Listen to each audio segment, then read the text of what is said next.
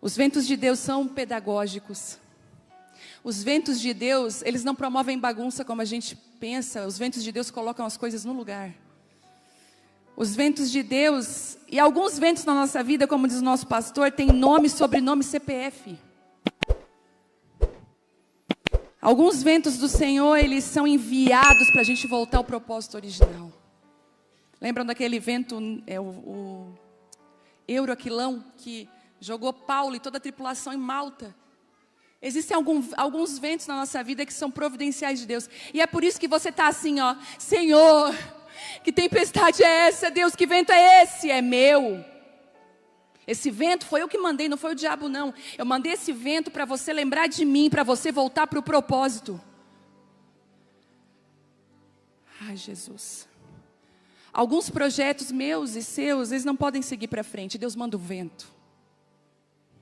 Algumas idas em alguns lugares Deus não vai permitir. Paulo não encostou em Tarso, não foi para lá. Aliás, Jonas, olha, botei Paulo e Tarso aqui que eu fiz, meu Deus.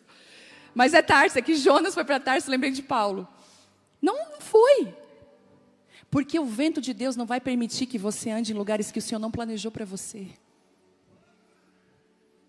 Talvez você está vivendo vento atrás de vento e tempestade atrás de tempestade na sua vida e você não estava sabendo por quê.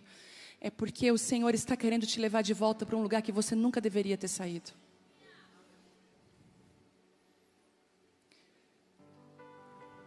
Deus precisa nos parar de correr para a direção errada. E você diz, velocidade! Deus fala, eu vou te parar. Mas Deus é tão bom porque Ele ainda nos avisa, para senão eu te paro, para senão eu te paro. Jonas não conseguiu ouvir. E Deus precisou parar. Agora, cuidado. Porque todo Jonas que está fugindo do propósito, ele é assolado com uma característica. A sonolência espiritual. Porque Jonas, mesmo fugindo de Deus, ele dormia tranquilamente no porão. Sabia que dá para dormir tranquilamente fugindo de Deus? Jonas? Ele dormia tanto que o pessoal falou assim, como que tu consegue dormir numa situação como essa? Como você consegue ficar inerte espiritualmente? Como você está diante de uma situação que se acontece? Existem pessoas aqui que estão mortas espiritualmente. Mortas espiritualmente. Não conseguem mais ouvir nada, não conseguem mais sentir nada, estão como que insensíveis à voz de Deus, aquilo que Deus está fazendo. Não, incrível que o vento não foi capaz de despertar Jonas, o próprio povo que estava dentro daquele navio começou a despertar ele. Vão descobrir quem você é, vão descobrir que é você o culpado dessa tempestade. Eu lembro de um testemunho do pastor Juscelio sobre isso. O pastor Juscelio trabalhava, ele vendia sapatos, ele era representante de sapatos, numa empresa, e o Senhor falou para ele, filho, larga tudo, eu quero te chamar como pastor, eu quero que você trabalhe, que você cuide integralmente de mim. E eu não quero falar isso dizendo para você que todo mundo tem que largar a empresa e correr. Às vezes é o contrário. Às vezes tem homens que o Senhor chama para serem empreendedores, para cuidarem de empresas. Escute isso. Mas para ele tinha sido ao contrário. E ele disse que ele ficou, não, porque eu vou ganhar o suor do meu trabalho. E como se pastor não trabalhasse, né? Se as pessoas soubessem os bastidores de um pastoreio. E, gente, ele conta que a empresa começou a decair no faturamento. Ao ponto de eles fazerem uma reunião. Nós não sabemos o que está acontecendo. Ele pulou na hora, eu sei o que está acontecendo. Eu sou Jonas aqui nessa empresa. O Senhor me pediu para sair, eu ainda estou aqui.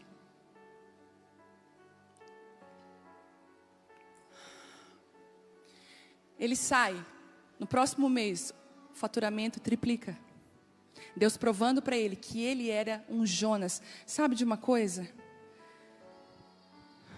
O pior é que quando você desobedece, você não leva a tempestade só para a sua vida. Você leva a tempestade para quem está junto com você.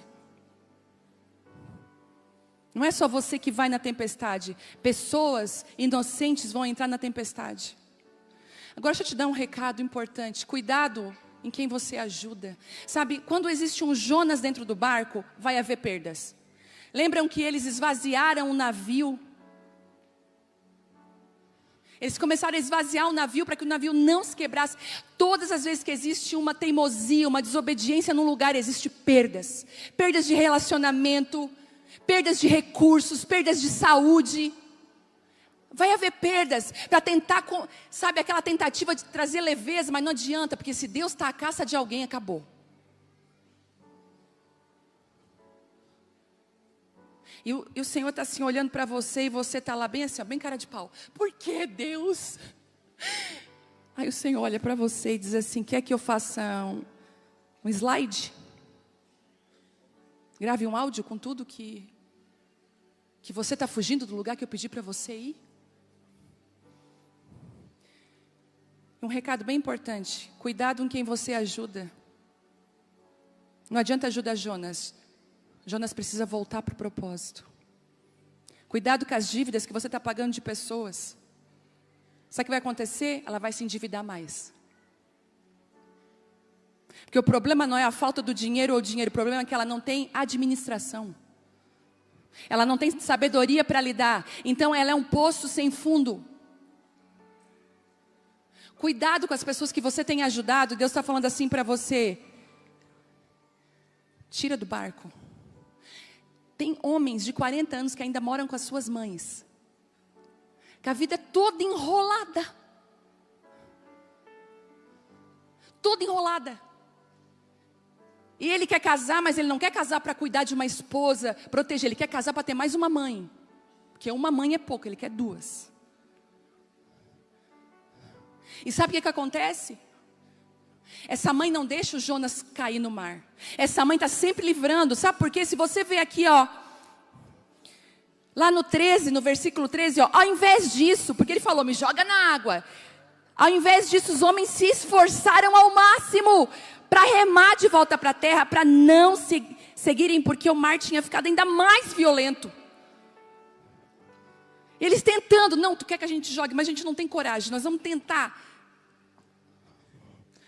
Pare de ajudar Jonas fugitivo.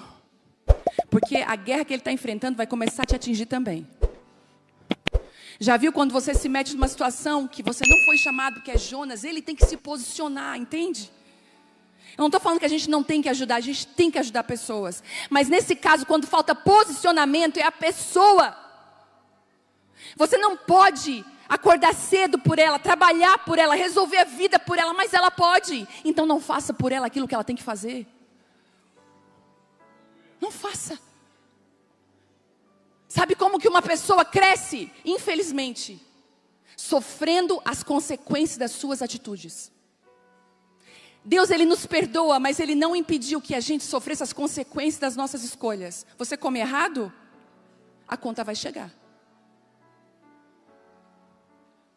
Você está na Netflix, comendo e bebendo o que quer, fazendo o que quer, a conta vai chegar. As consequências nós não fomos livres delas, elas vêm.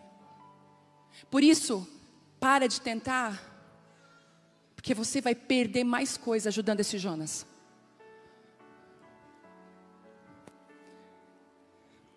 Às vezes, tudo que a gente precisa é de um peixe bem grande. Porque olha que engraçado. Jonas tem uma característica também de gente fugitiva, você vai entender agora.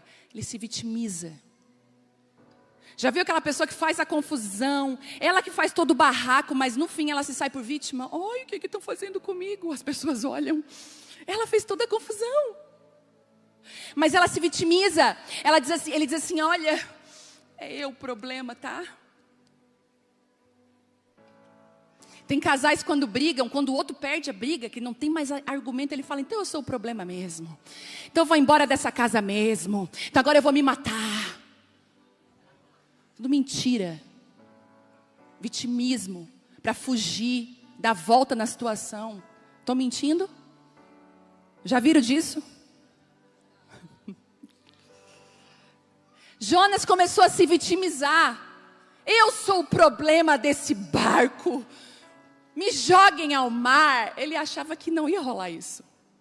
Igual aquela mulher, né? Quando o marido morreu, eu quero ir contigo. Ela cai na cova, me tira daqui, pelo amor de Deus.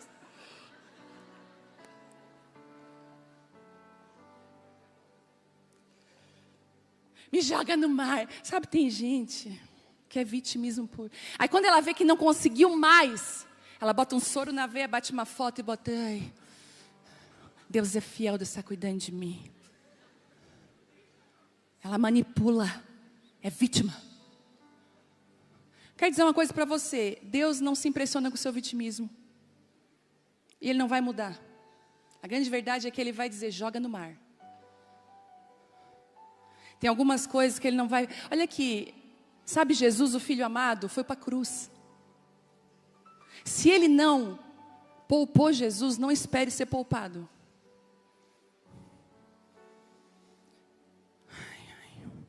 Estou com medo dessa palavra, Jesus.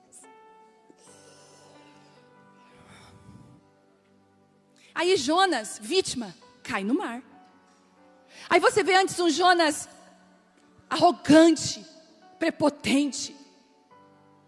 De repente, tudo que Jonas precisava era do peixe. Sabe por quê? No peixe tudo muda. Não tem mais aquele Jonas que fala assim, eu quero morrer mesmo. Jonas é igual aquela mulher que caiu na cova. Olha o que ele diz. Dentro do peixe, lá no capítulo 2, Jonas orou ao Senhor, o seu Deus, e disse, em meu desespero. Ele não queria. Em meu desespero eu clamei ao Senhor e Ele me respondeu. Sabe o que eu quero falar? Existem desesperos que a gente precisa acessar para voltar a falar com Deus, para voltar para o lugar que a gente nunca deveria ter saído. E por 3 dias Jonas sapateou dentro daquele grande peixe, e chorou e sapateou. E eu vou dizer mais, não é o seu choro nem você sapateando que vai mover a voz de Deus. É quando Deus determina que o peixe solte Jonas. Existem algumas situações que você está vivendo que é baleia, que é grande peixe, não dá para ver mais nada. Deus, agora acabou com tudo, se já estava ruim, por que eu fui me enfiar nessa situação? Por que eu estou aqui? Relacionamentos errados, entrando em lugares errados, falando o que não devia. O que eu estou fazendo aqui? Meu Deus, está tudo escuro, está tudo difícil. E ele clamava. Ele até mentiu, Jonas, eu descobri ontem. Ele falou assim, porque ele é vítima. Ele falou assim, ó, eu fui expulso da tua presença. Mentira, ele fugiu da presença do Senhor. Mas no 3º dia, o Senhor dá uma ordem para o peixe. Posso dizer uma coisa? O Senhor vai dar ordem para peixes hoje soltar você.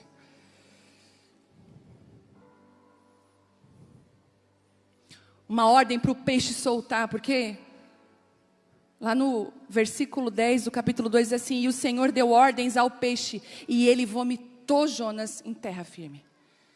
Jonas se lembra do Senhor.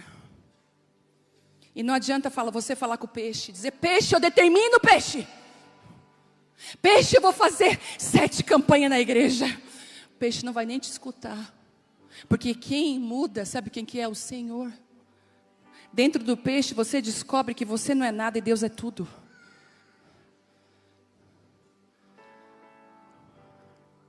Lugares provisórios nos ensinam muito. Deixa eu te falar uma coisa.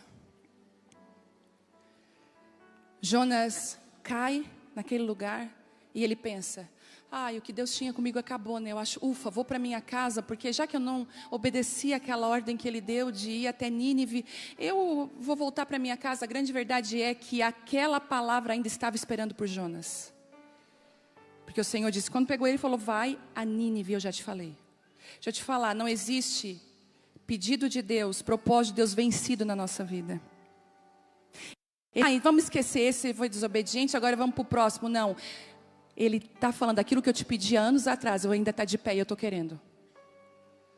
Aquilo que eu te disse naquela estação ainda está de pé, você não me obedeceu, mas ainda quero que você vá a Nínive. E Nínive era tão difícil para Jonas, porque Jonas era um profeta, daquele assim, até onde Deus fazia tudo o que Ele queria, estava tudo bom, mas de repente Deus se move numa situação que Ele não esperava.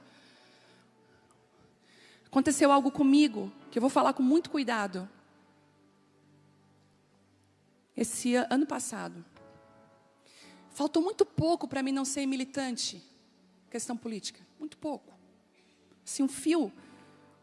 E o meu marido me segurou muitas vezes. E eu tinha dentro de mim uma indignação, e eu dizia assim, mas eu sou uma covarde, eu tenho 1.100.000 seguidores, eu posso trazer tanta conscientização. E um dia orando na minha casa, com o joelho dobrado, orando, me entregando para o Senhor, entregando a minha vida, o Senhor falou assim para mim, não te chamei para fazer isso. Eu chamei pessoas específicas para fazerem isso, você não. E eu falei, Deus, mas por quê? Porque eu te chamei para abraçar o outro lado, para estar do outro lado. Se você se levanta contra, eles não vão te ouvir. E toda aquela cidade é convertida.